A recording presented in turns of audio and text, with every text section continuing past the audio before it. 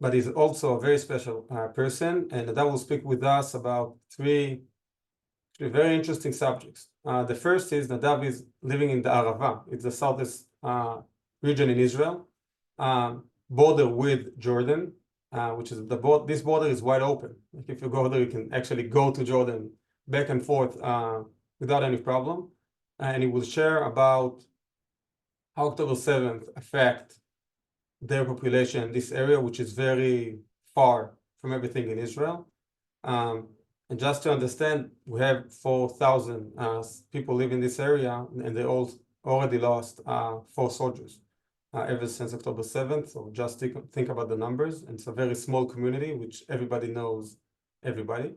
The second thing that Nadav will share with us is about his very special fighting terror team that sits at the Arava at the south of Israel, and they were very active on October 7th. And at some point, Nadav came back and joined them about his experience as part of this team. And the third is about the Jewish Agency. As someone who's working in the Jewish Agency for so long, what the Jewish Agency did since October 7th in Israel and outside of Israel with the Jewish communities. So again, those 3 topics, which I think will be very interesting to hear. And so we'll start with the update about what's happening in Israel. We are on March 7th, the 153 days of the Iron Swords War. Just to understand, we still have 134 hostages in Gaza for more than 150 days. Still have 126,000 families and communities being displaced. We're getting close to 5 months. Almost 6 months that people are not living at their homes.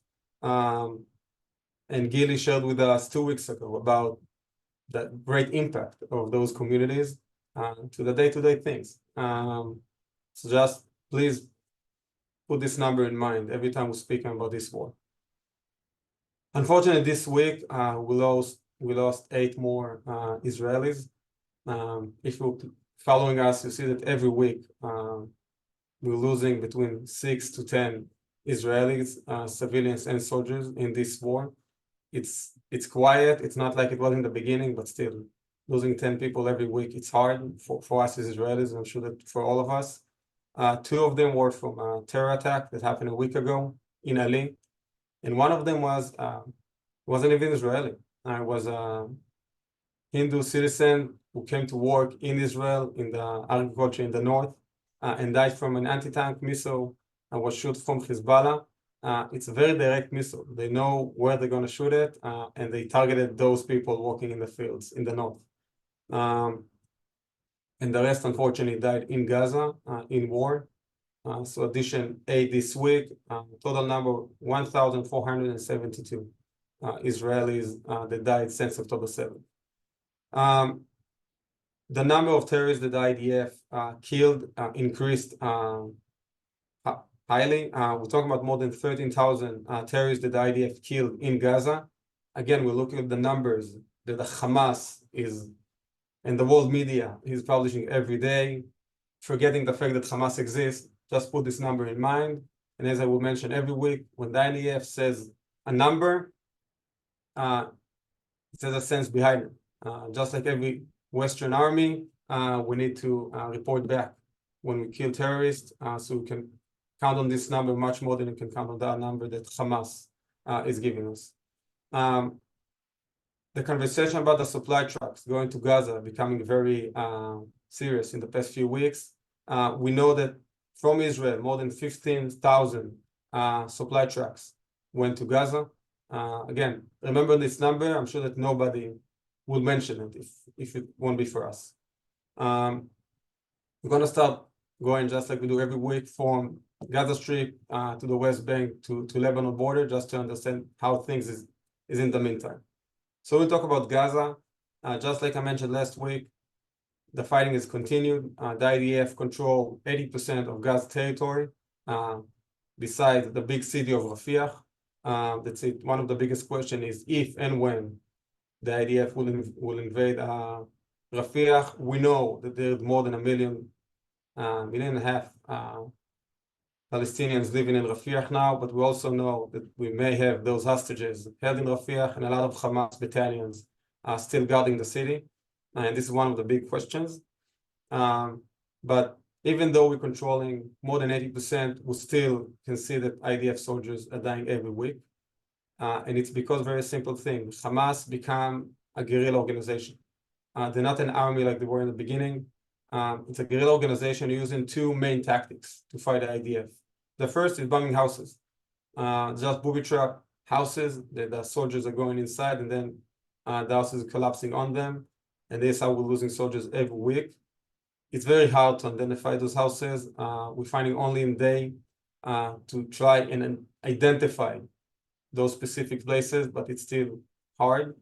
And the second tactic is just, like you can see in some of the movies, going from tunnels and shooting an anti-tank missiles on our soldiers. And this is why you will still see soldiers dying in the north of Gaza, which is in the IDF control for the past 2.5 or 3 months. Soldiers that are not engaged in actual fighting, guarding supply or guarding logistic path, but still can get injured and die. Just to remind us that war is war and it's dangerous no matter where you are inside Gaza. But these are the tactics they're using. It showed that the IDF did an amazing job destroying Hamas' ability to fight as an organization. But again, we know from a lot of experience, fighting guerrilla, it's hard. Israel has a lot of experience with that in the buffer zone in Lebanon, in the West Bank, and also in Gaza. And we hope that in the upcoming week, the outcomes will not be so severe. But it's something that can happen. War is war, and it is dangerous. Want to talk a minute about the supply. We're going inside Gaza. It's something that I see in the news everywhere, especially outside of Israel. And I see the horrific pictures and images of starving Palestinians. And I just want to remind all of us who has the responsibility for those pictures. It's hard pictures to watch. But I think that we need to remember that the organization that control on the people of Gaza is Hamas. This is the organization that started this war. And this is the organization that can make this war stop tomorrow morning. If they will just heal and give our hostages back. And as long as they're not doing that, again, we need to remember that it's their responsibility for those pictures. We can enter as much supply as we want, as long as Hamas terrorists will just will take those trucks by force for themselves. The people of Gaza will starve. So again, it is hard images to watch, but they're not as poor as they want to be seen. And again, I honestly believe that it's not our responsibility. There's a terror organization that controlling Gaza and can end this war tomorrow morning. And please let us all remember, even then, when we see those very hard images. Conversation about agreement and ceasefire is ongoing all the time. We talked about the ultimatum that Israel gave Hamas until March 10th, that when the Ramadan starts, it's coming soon. I'm not sure where will it go. It looks like Sinwar is hoping that the Palestinian in the West Bank, any side of Israel, will join him for a religious war because of the Ramadan. Again, it's very hard to anticipate how Sinwar is gonna play with his cards, and we can only be informed from things we see in the media.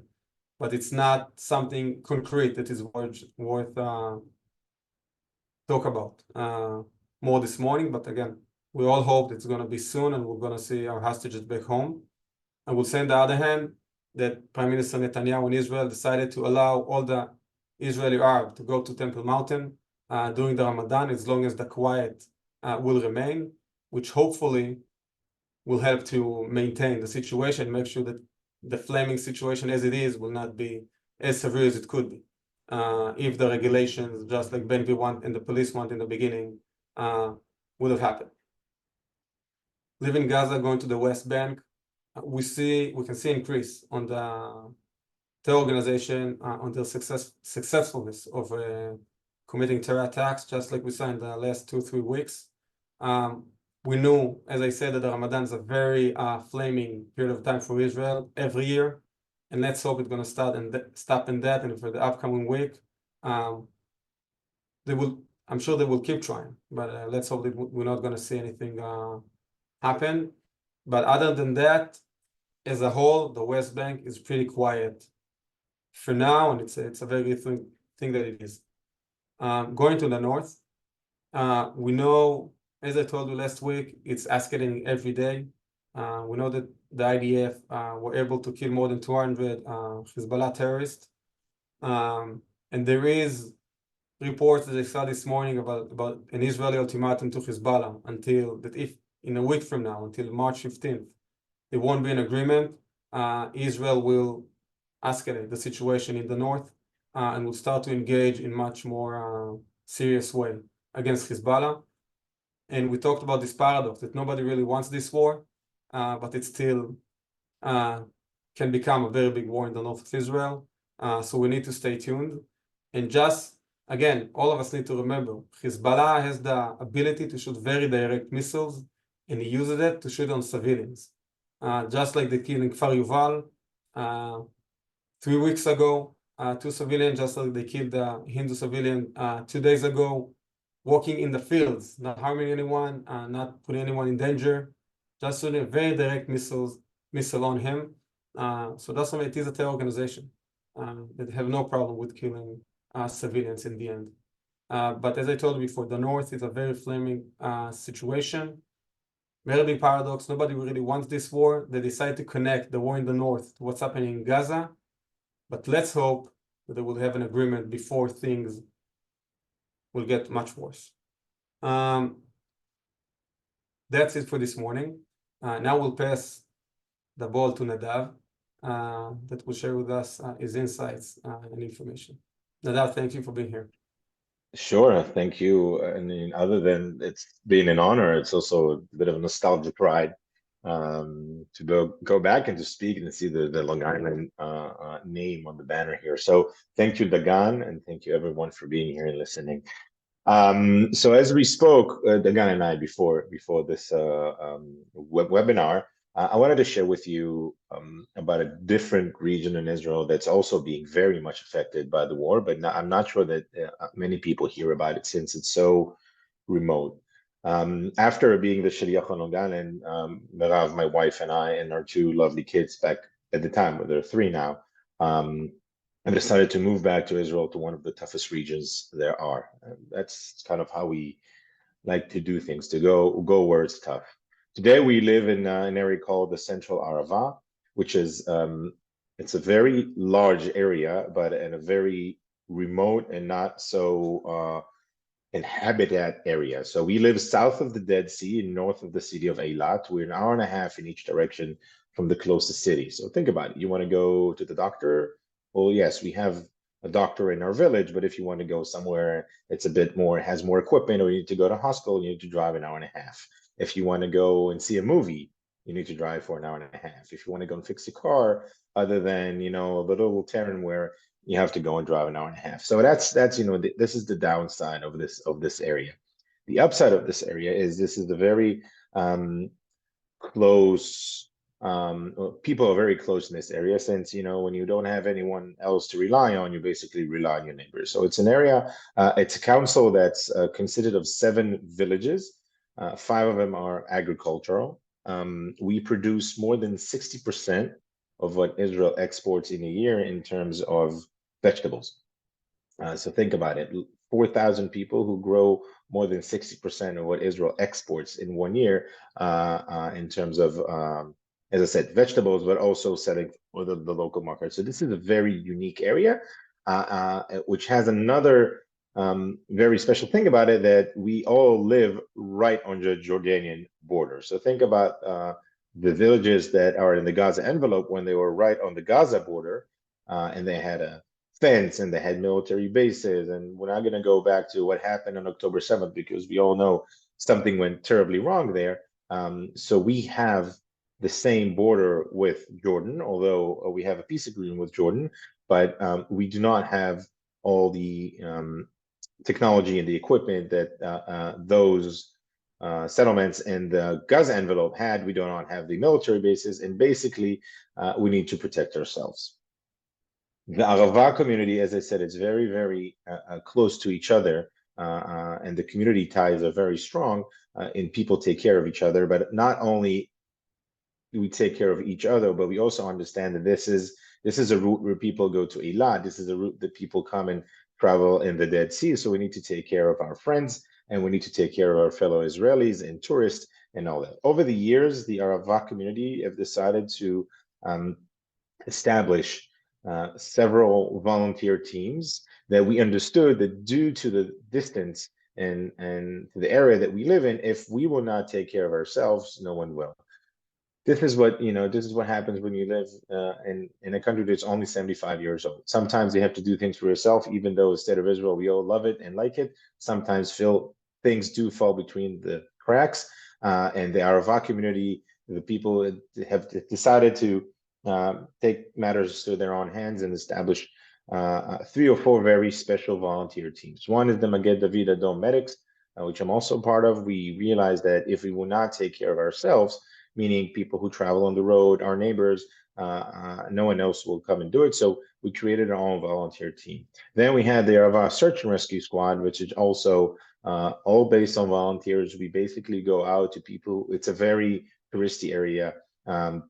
This is an area where in the summer we have 125 degrees Fahrenheit, if you count in Celsius, so it's about 45 to sometimes 50. We've had days with 50 degrees in the shade, and people come and people travel, and it's a very, I mean, if you want to kind of try and walk on the moon, sometimes you would go to the Arava. It looks just like the moon surface. It's a very biblical kind of view, and people come and hike and travel. So a lot of the time people get stranded in the middle of nowhere, and this team is volunteers that go and help them out. And then about 15 years ago, since we've realized that we live so close and in such a proximity to Jordan, although as I said, we have a peace agreement with Jordan, but we started seeing things across the border, and we realized that if we're that far away, when something is going to go down, we were the only ones. I mean, we can only count on ourselves. So as I said, about 15 or 14 years ago, a couple of guys from my village have just decided to round up all the IDF reservists who served either in very special units or have decided to leave their reservist units and stay in the Arava, and have established a counterterrorism squad. Just one morning, I've decided to say, we want to protect our neighbors, we want to protect ourselves. Let's round up whatever we have, and they started training. And a couple of years later, there was a terror attack on route number 12, which is the route that goes on the east near the Egyptian border. And back in the day, who is now the Minister of Defense, Gallant, he was a general in the IDF in charge of the southern region. He saw these guys and he said, you know what? You guys look very equipped and very well equipped and very well trained. Who are you guys? And they said, well, we've decided to start our own unit. And then he basically said, well, I need you guys. And he made us a military unit, one of the top 4 units in the IDF. We are now part of what it was very well known in the past couple of weeks, the Amam, which is the highly trained counterterrorism squad in Israel. So now you have a reservist team that lives in the Arava region that basically takes care of the people who live there and the people who come to travel there. The whole idea that this Arava counterterrorism squad was established on is exactly what happened in October 7th. We realized that in a matter of seconds, we can have waves and waves of terrorists coming from Jordan or even coming from within Israel, since we're so remote from everywhere else, and can come in and take over the villages that we live in, take over homes, take over schools, take over everything, just like we've seen in October 7th. And we've been training for that, as I said, for the past 14 years. And I've been a member of that team for the past 8 years that I've lived in Israel. On October 7th, my friends were, just like everyone else at home, except for one team that was actually in active duty in the hotels in the Dead Sea. This is part of what we do on a monthly basis. And when October 7th hit, in an hour notice, the entire team, 25 guys, were already helicoptered in to the Gaza Strip. My team fought in 304 villages. They fought in Sufa, Cholit. They tried to get to Kerem Shalom. They didn't, and they fought in Nir Yitzhak, where one of the guys actually is from a small village called Sofar, and his dad lived in Nir Yitzhak. He ran up to his house and found out that his dad and the entire family was kidnapped.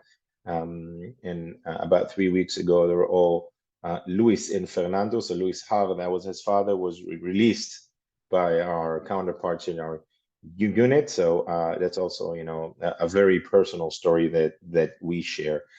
So my team was, as I said, they fought in October 7 with everyone else, although they don't live there. It's very far away. As I told you, it's about a 2-hour drive if you drive with a car between where we live and the Gaza Strip. But they were there in you know, in an hour's notice. Everyone geared up, and they fought there for about 2 days.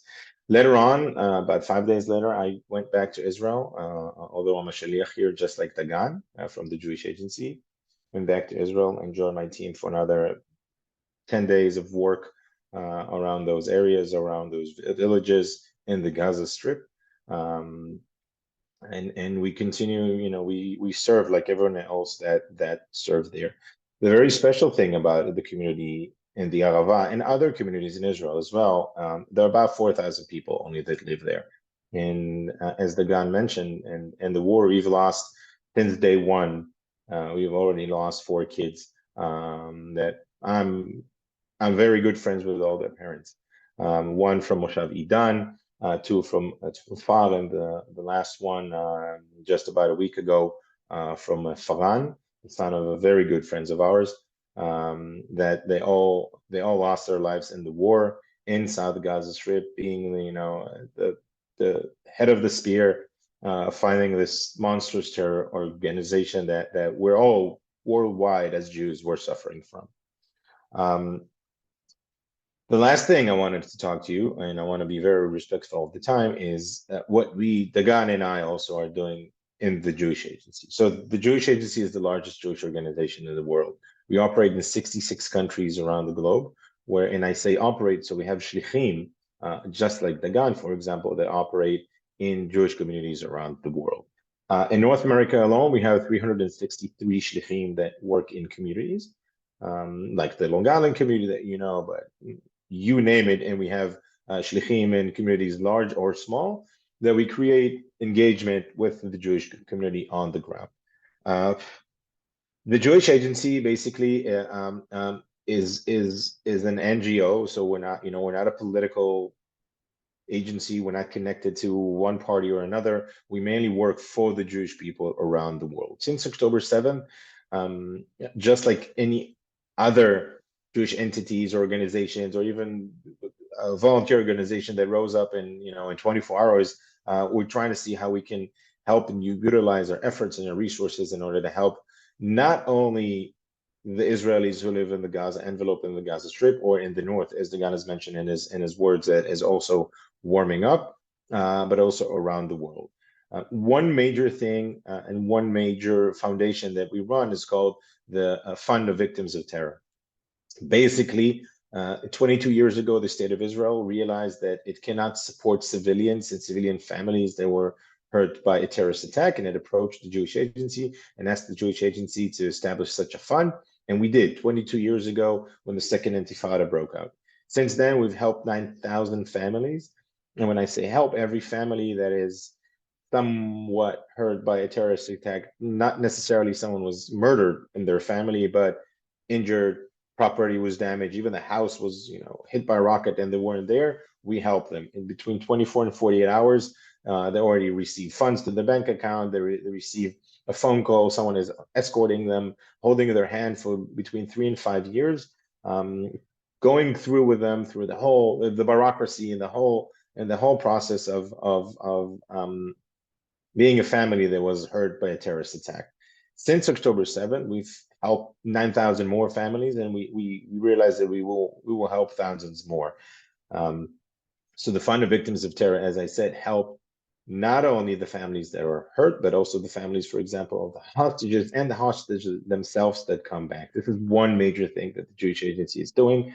We're supporting businesses that were shut down due to the war, either because of the terror attacks that they were actually there, or reservists that went and served. As you know, 300,000 reservists have left their homes and families and went to serve in the Gaza Strip or around it, or in the north, and their businesses were hurt. So we're helping them as well to get them back on their feet.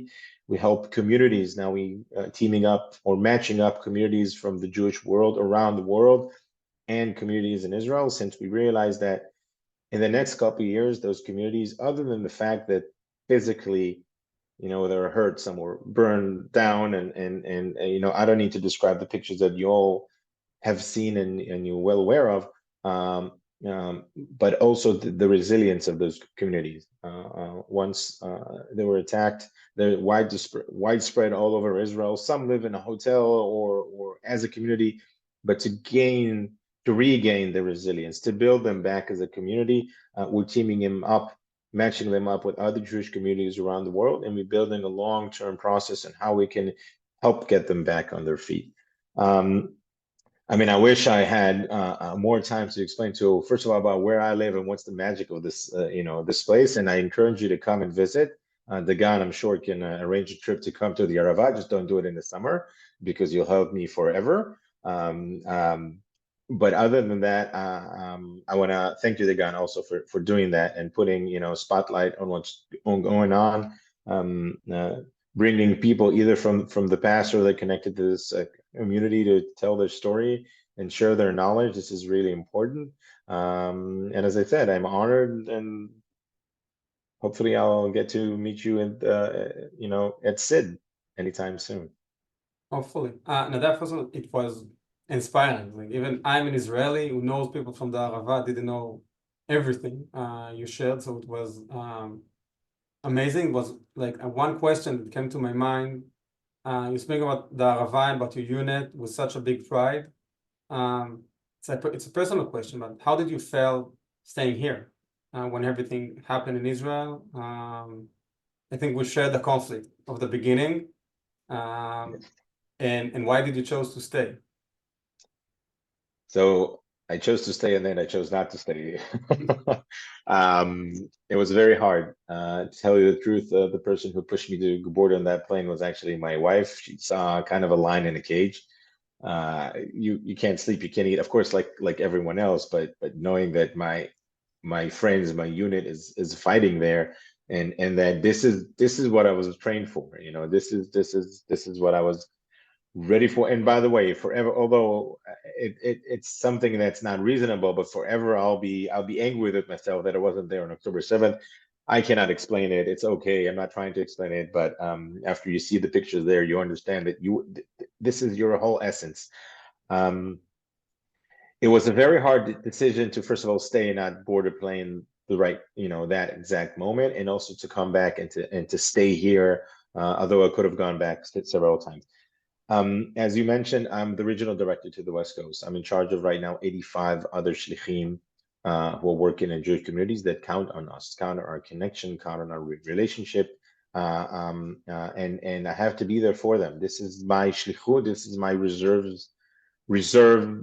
a service right now for the Jewish community, for the Jewish world. And when you put things in perspective, you understand that yes, I can help, and I should help, but I'm just one guy out of 300,000. And I think that the work that we do, that you do, Dagan, and your fellow shlichim here is absolutely amazing, and is, respectful and so important. And just the fact that what you're doing right now, giving the people the right information, giving the people the genuine information, telling them the truth.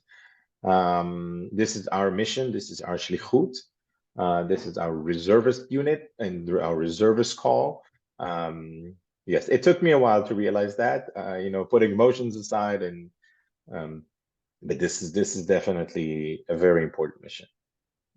Me and you the same, probably. Nadav, again, thank you so much for your time. I know it's Thank you. 7 in the morning in the West Coast. Yeah, and I I'm have another interested in Zoom hearing call. you like show me again what Israelis are made of.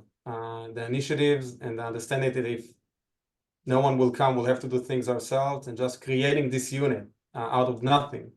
And then show the world and Gallant in that case that you can protect yourself, you need to be something more. Just a great sense of pride of being a fellow Israeli. So thank you again so much for your time. Thank you all for being here this morning. Next week we'll be joined by Noam Bachar. No more, she was a Shinshinit here a few years ago.